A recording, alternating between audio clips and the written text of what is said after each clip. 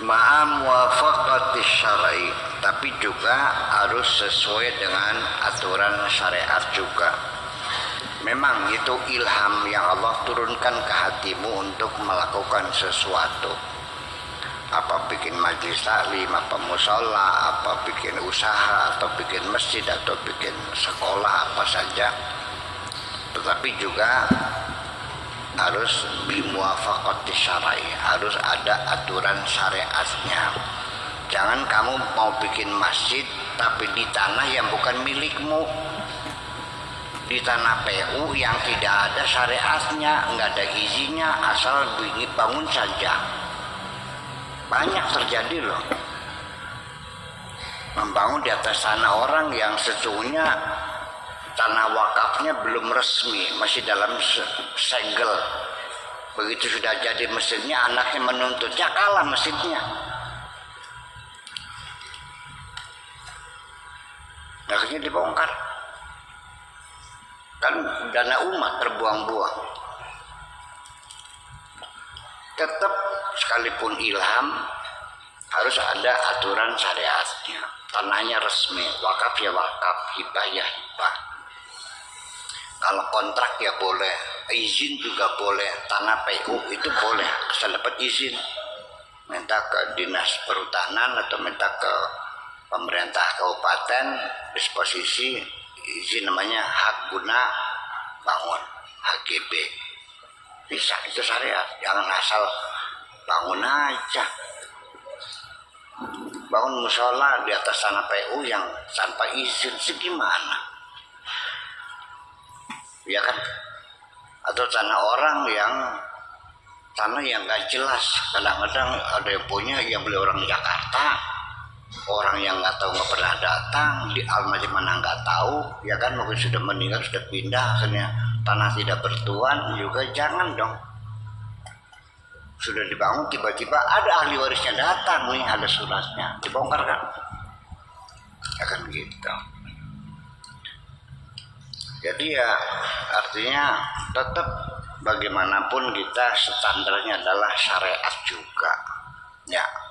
Jangan melanggar syariat, itu aja. Ini hati-hati.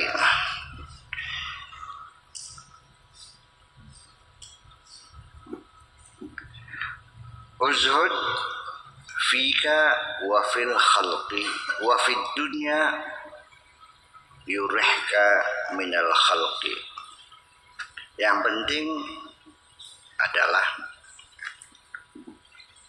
menerapkan pola hidup sederhana. Izat, zuhud itu pola hidup sederhana, tidak rakus, tidak ngoyo, ya, tidak ingin hidup mewah, ya apa adanya, zuhud itu.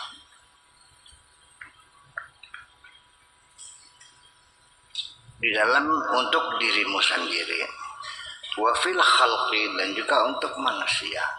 Jangan celamit, ya, jangan suka minta-minta bantuan sana bantuan sini. Ngapain? Kalau minta sama Allah semakin sering semakin disayang. Kalau minta kepada sesama makhluk makin sering makin nyebelin. Betul? Nah, antem bayar wah. Habis madrasah sekarang kewer-kewer datang bawa proposal lagi. Musola, habis musola apa lagi? Masjid, habis masjid apa lagi? Kuburan. Beli peragat-peragat temen. Orang juga nggak seneng juga kalau terus-menerus. Ya sekali-kali lah. Gitu ya kan gitu. Ini kepada masyarakat kita juga harus mempertimbangkan. Apalagi itu yang abal-abal proyeknya.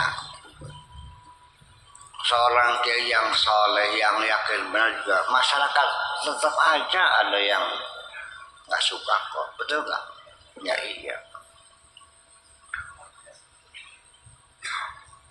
Wafid dunia, zuhud di bidang di dunia, yurihka, kamu akan merasa nyaman kok. Kalau kamu sudah tidak celamit, tidak mengharapkan pemberian dari siapapun, tidak bergantung kepada siapapun, sekalipun hidupmu tidak punya apa-apa, kamu hidupnya nyaman kok. Tidak pernah merasa berhutang budi kepada siapapun. Sama, utang uang, utang budi sama. Jadi pikiran akan membelenggu dirimu juga minal khalqi, karena kamu akan nyaman dari masyarakatmu, daripada teman-temanmu, karena tidak pernah merasa berhutang budi. Warghab fil ansi bil haqqi azza wa jalla, dan juga hendaklah kamu ada keinginan untuk tetap nyaman bermesra dengan Allah saja. Warahata biqurbihi, dan merasa nyaman, merasa rehat dekat dengan Allah.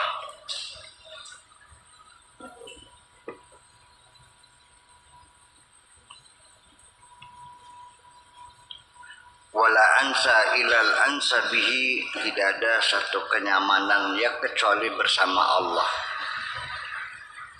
Wala rahata illa mahu, dan tidak ada rasa rehat kecuali bersama Allah. Relax.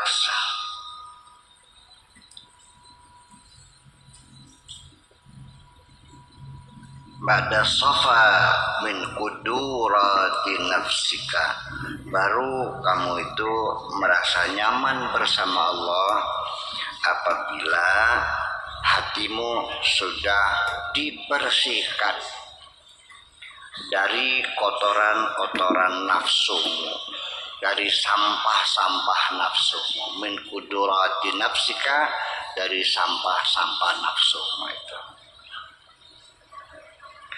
Wahawaka, dan hawa nafsumu. Wawujudika, dan wawujudika, dan keberadaanmu. Dari hawa nafsumu dan dari wujudmu. Artinya engkau masih eksis, masih merasakan adanya kebutuhan-kebutuhan, masih mementingkan sendiri. Sebab bagaimanapun juga ketika kita masih ada, ya bagaimana bisa nyaman?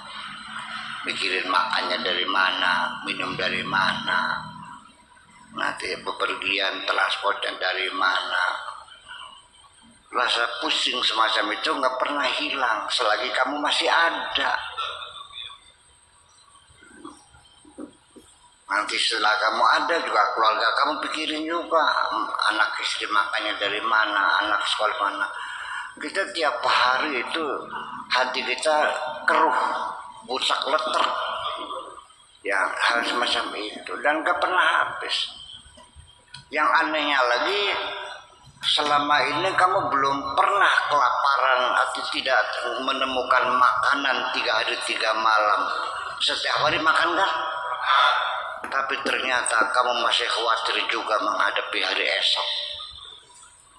Padahal belum pernah sekalipun terbukti kamu tidak makan kan? Ya kenapa ya? Karena kamunya masih ada. Ya, serahkan beban dirimu itu kepada Allah. Itu aja kalau mau tenang. Iya, ini jangan berarti lalu ini kadang-kadang orang salah paham kalau sudah bilang tawakal itu akhirnya dianggapnya negatif. Nanti akhirnya buat orang jadi malas. Gimana sih? Dipaham-paham dulu nih. Ya sudahlah, kalau gitu nggak usah bertuhan lagi dah. Terus jadi orang ateis lain kalian. Iya.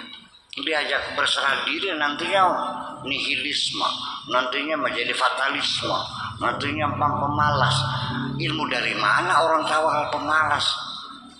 Menurut kamu para nabi itu pemalas enggak sih? Saya malas enggak? Tapi ada yang mengatakan bahwa itu pemalas. Betul, ada. Jangan aja sama Buya Sakur, nantinya males kayak kiainya. Oh gitu. Jadi yang rajin seperti apa? Kayak Pak Edi gitu. Jadi standarnya apa orang rajin tuh?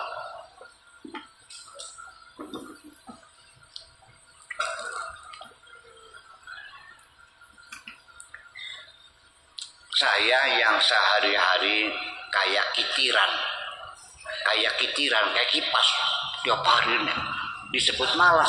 Jadi yang rajin seperti apa? Ya? Yang nggak paham. Jangan-jangan orang yang begitu nggak paham maknanya rajin. Jangan-jangan rajin itu yang duitnya banyak. Nah, jadi orang kaya itu orang rajin. Kalau orang miskin orang malas. Menurut kamu saya miskin atau kaya?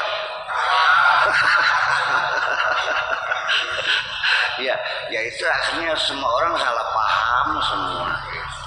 Itulah makanya. Jadi ketika kita masih merasakan diri kita ada, eksis, ya kita akan terbelenggu. Karena ada itu secara jasadi kita masih ada. Ada sakitnya, ada kentutnya, ada beraknya, ada kencingnya, ya kan? Ada makannya, ya kan? Ada tempat tinggalnya, ada pakaiannya, ya kan begitu? Segala macam kebutuhan, daftar kebutuhan kita ini luar biasa lah. Banyak banget. Nanti kalau sudah hari tua, sudah mulai sakit-sakitan, perlu obat segala macam. Nah itu kan membuat kegelisahan. Kun ma'al qaumi. Jadi cobalah kamu belajar sering banyak bergaul, berdekatan dengan orang-orang yang soleh. Al-qaum itu orang-orang yang benar, dekat sama ulama solehin, para ahli zuhud, ya kan gitu, orang ahli, ya ahli rohaniyat, para aulia, silakan.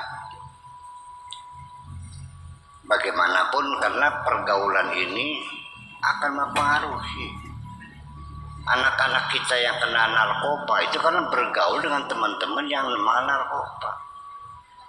Betul nggak? Anak kita yang pada ngelacur ya karena bertemannya dengan teman-teman yang suka mengacur. Jadi pengaruh pertemanan itu besar sekali.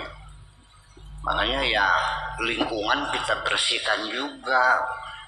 Kita bersihkan diri kita, ini maksud saya uraikan di sini. Kun ma'al qaum ini juga membersihkan pergaulan kamu sendiri. Cari orang-orang yang benar. Ya kalau kamu pengen benar tapi bergaul dengan orang yang nggak benar ya susah juga.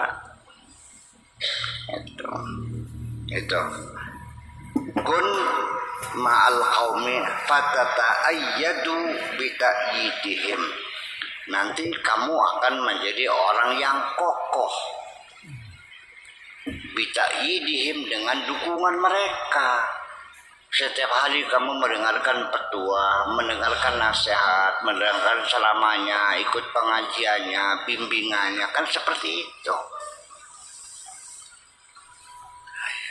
Ya kalau nggak tiap hari ya minimal seminggu sekali lah ketemu sama orang-orang soleh.